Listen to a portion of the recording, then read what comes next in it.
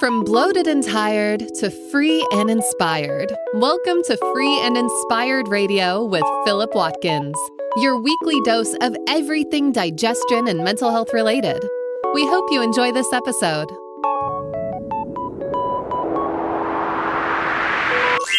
Here is your host, Philip Watkins. Yes. Hi there, welcome to another episode of Free and Inspired Radio. I'm your host and naturopathic practitioner, Philip Watkins, and I'm grateful to have you with us today. If you're new to the show, well, the title says it all. It's all about feeling free and inspired and exploring the many different avenues you can take to get there. Whether it's deep dives on digestion and mental health solutions, or guests who offer their own stories and answers, I hope I can be the type of guide you can rely on to unlock the agency you have to reach your own mental and physical competency. Let's get started with what's coming up on today's episode. Coming up on this week's show.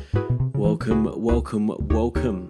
Episode 57 of Free and Inspired Radio. It's great to be back with you again for another exploration into the brain and the gut. Thank you for joining us.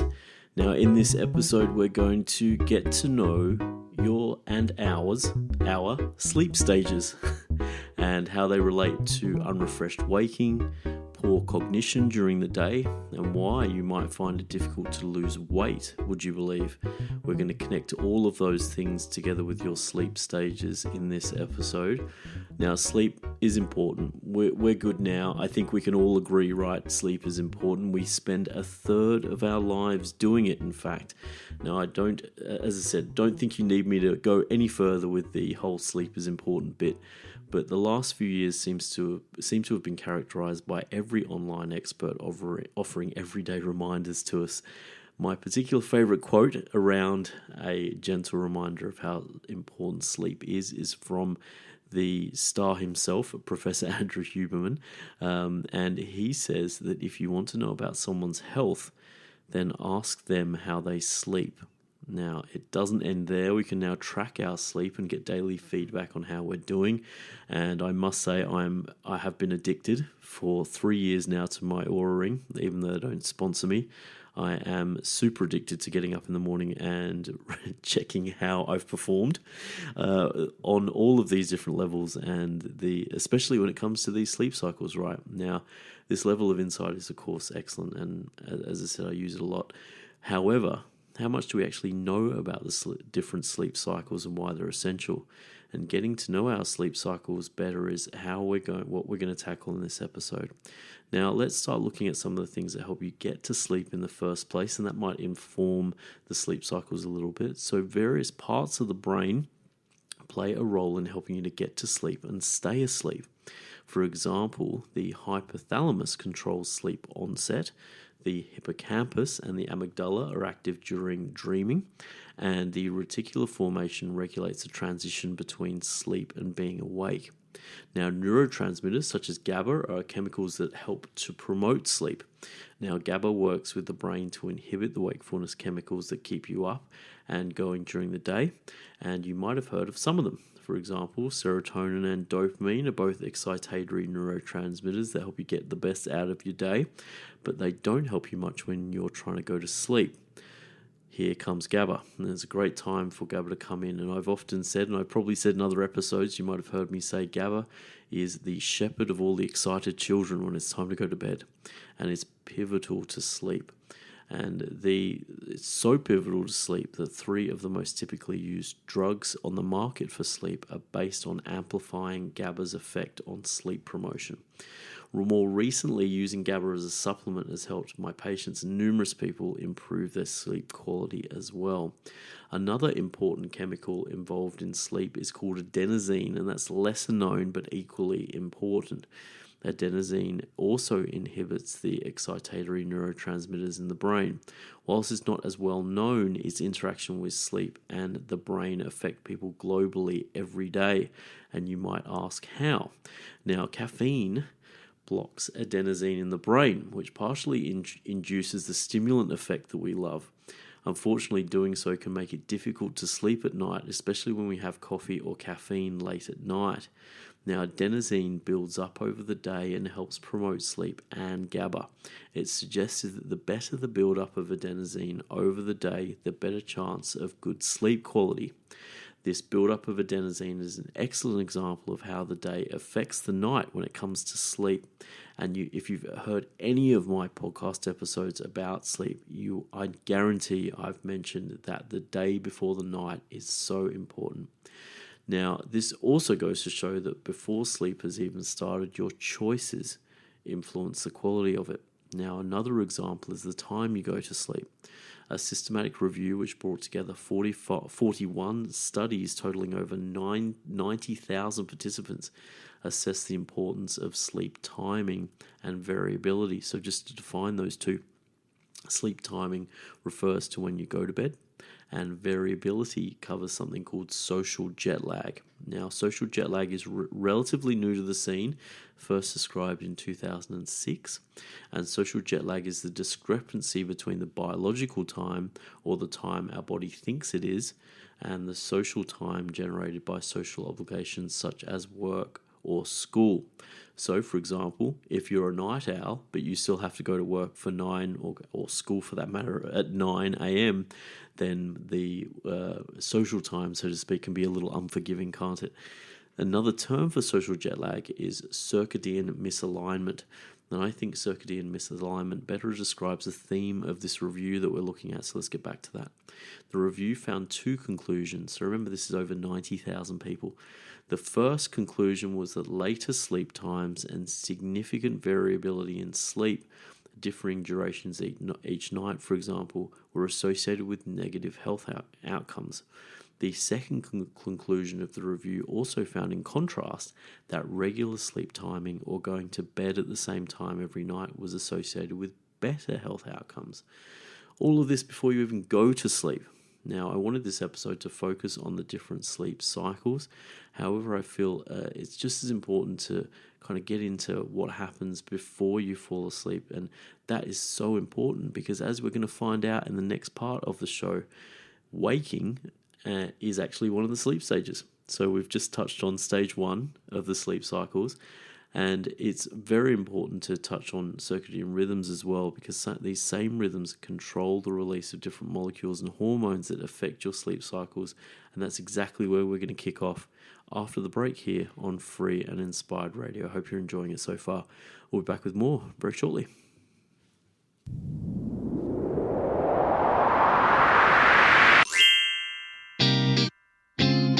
Whew, time to take a break. Are you enjoying this episode of Free and Inspired Radio?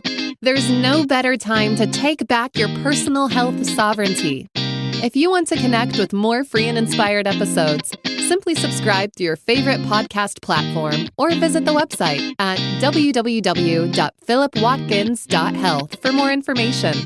Let's get back to the show.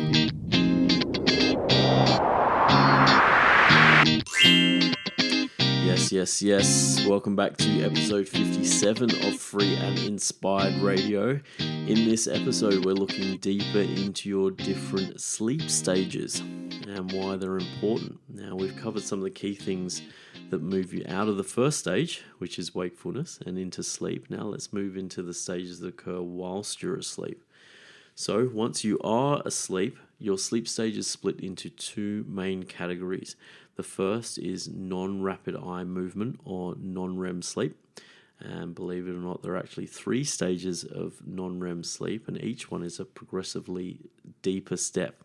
So the way I tend to explain this to people is actually via the film Inception. If you haven't heard of it or have seen it, there's a big theme there that each time they go into a new dream, it's deeper and more profound and more intense.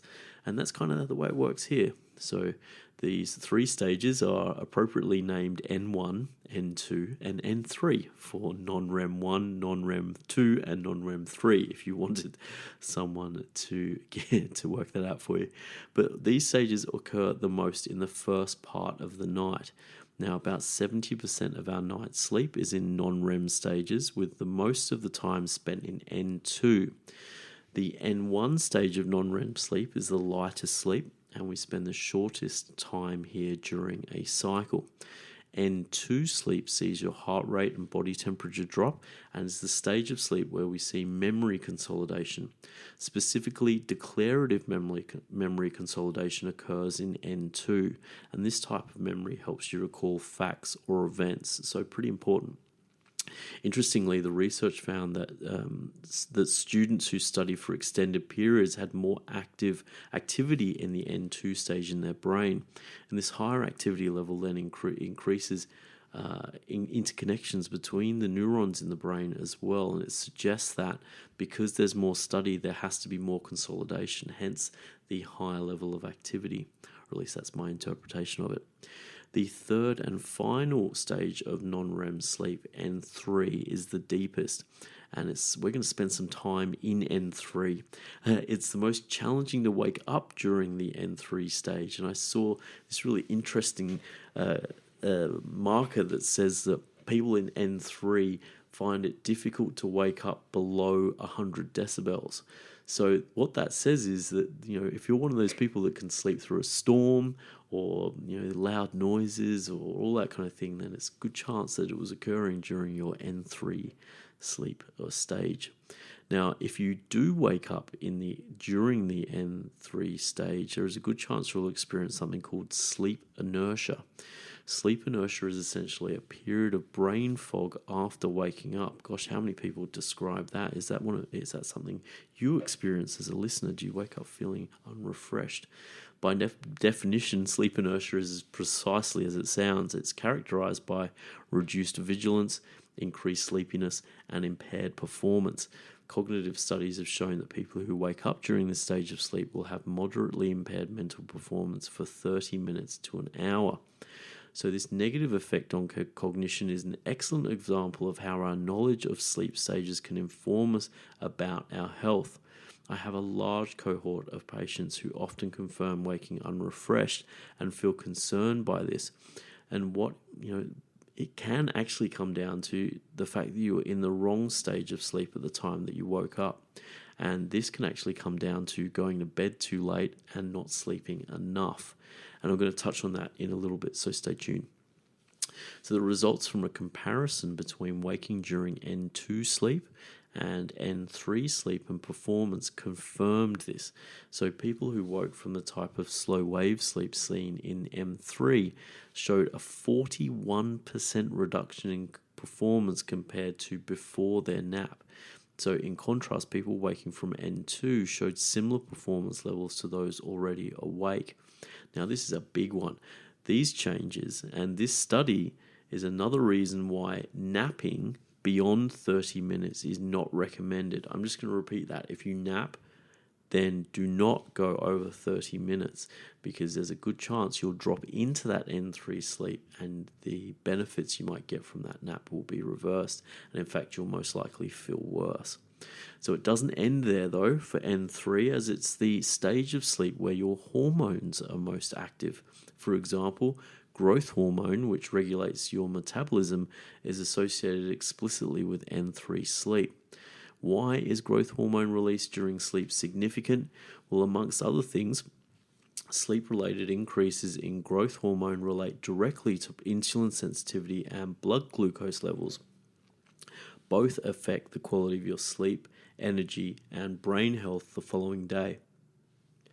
Stage 3 non-REM sleep also plays a role in regulating thyroid-stimulating hormone, and some interesting evidence regarding how this combines with insulin in diabetes may go to show more connections between this and getting adequate sleep.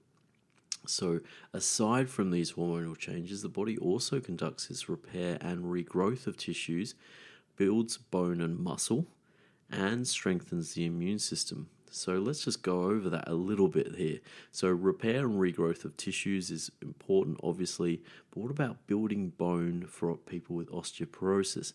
Or what about building muscle for people who are exercising a lot? And also strengthens the immune system as well. So this N3 stage of sleep, really big, huh? Not only this, but deep sleep also promotes deep cleaning within the brain. Now, this deep cleaning is managed by the glymphatic system, the brain's version of a waste clearance system. So we've touched on the different parts of the N3 stage of sleep, but one of the other main functions gaining attention is this deep cleaning that allows the brain to throw out the trash essentially, but also supply the brain with essential resources such as glucose. Once you've traveled through these 3 stages, you then enter into REM sleep. So you spend about a quarter of the night in REM sleep, and this stage is often associated with dreaming, where N3 is also associated with night terrors and nightmares. So if you're having, somewhat positive dreams, then REM sleep is where you're at. Now, the brain is highly active in the REM stage, and by definition, it's not actually considered a restful stage of sleep. We can see this in the brain via EEG, with the brain waves during REM sleep similar to the ones we have when we are awake. The REM sleep stage is also the stage when people most often wake up spontaneously. Now, you'll go through 4 to 5 of these cycles every night. Now, each cycle lasts around 90 to 110 minutes. Interestingly, as the night progresses, your REM sleep increases and your non-REM sleep decreases. So individuals with depression, as a side note, have different levels of REM sleep compared to their healthy controls, which speaks to the importance of adequately managing the various stages of sleep in mental health. And obviously, people with mental health actually have trouble sleeping, so it can compound the problem. So oftentimes, focusing on this in order to help is a really big part of a successful treatment. Now, this importance is one of the key reasons, at least by my interpretation, that the hours before midnight are worth double. I don't know where that came from. Is that an old wives' tale? I don't know where I pulled that quote from, but it's been with me for a long time. But let's actually do the maths on that, shall we? So if we spend most of our time in non-REM sleep stage 2, it's best to consider it a gateway to the all-important N3 stage. Let's say that ideally we want to get 5 cycles worth of N3 sleep throughout the night, and the minimum length of time for each cycle is 90 minutes. So then the total amount of time to get 5 cycles at 90 minutes, so 5 rounds of that N3 sleep with the growth hormone to help you lose weight, is 7.5 hours. So presuming that we get around 80% efficiency when it comes to how much we sleep in contrast to how long we're in bed, it's easy to see why 8 to 9 hours in bed is the gold standard. Now, my interpretation is that the more cycles one can travel throughout the night, the better chance there is to strengthen the immune system, reinforce muscle and bone, and consolidate learning and memory. On that basis, we've seen in this episode that knowing about your sleep cycles helps you to become more specific about how long you're sleeping, but why it's also so essential for your day. If you're one of those people that really values focus and attention and being present and sharp at work, for example, or whatever you're doing, and you're not sleeping for longer than 7 or 8 hours, then maybe that's the first thing you want to consider, because your brain really needs it, but also the ripple effects are really, really big. And hopefully this episode has gone some way to explaining that for you. As always, before we finish this free and inspired radio episode, if you would love to hear more from me and get the word on new articles, podcast episodes, and more, jump over to the website philipwatkins.health and join our community via the newsletter, or sign up on the homepage for your free ebook about probiotics and the brain. Your reviews on Apple Podcasts and Spotify help me get the word on the street, and if you're listening to this on YouTube, throw the video a like and subscribe to see when each new podcast is uploaded. As always, I want to send shouts to the show listeners who get this far. This show is about helping you to find the freedom to feel inspired again, and I hope this gets you one step closer. Until next week, don't forget to take care of yourself and those around you, and thank you for joining another episode of Free and Inspired Radio. We'll be back with more next week. Stay tuned.